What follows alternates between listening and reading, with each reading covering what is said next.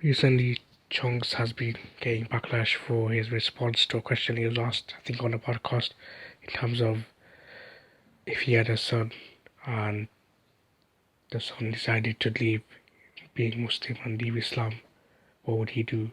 And he said, in paraphrasing, that he'd disown his son, but at the same time he'd still love him, and if he saw him on the street in trouble, in a fight or whatever, he'd still help him.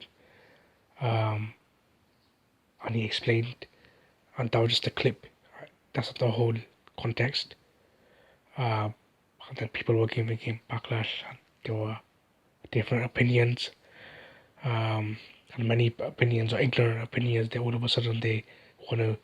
People love to hate on Islam and Muslims, so they pretend to be outraged by this, but they're not really outraged about it. They more want to show their true colors of anti-Muslim, anti-Islam, and then they say what they say, and many of them are ignorant. And you notice he didn't say he's gonna kill his son, but people all of a sudden want to say apparently the punishment for apostating is being killed. They want to say all of this, but Chunkz didn't say this. And if that was the case, then you would have seen a lot more people being having that punishment applied in Muslim countries, but that's not the case. But anyway, Chunkz responded. He's saying, maybe should have worded it differently. Maybe my perspective will change. God knows why I do know it's crazy that my own opinion about my imaginary kids can anger people. He wasn't internet ready. Akhi, you can tell he's aiming that bouncer with the catchphrases. His catchphrases, the way he says Akhi in that way, that's why it's spelled like that, as well as the internet ready. But the internet in general also, because a lot of people have been giving backlash.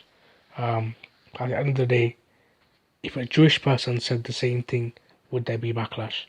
If a Jewish person said that my son left Judaism, I would disown him, most people would not say anything. But they love to bark when it's Muslims. They don't want to bark when it's Judaism. They don't want to smoke with Judaism.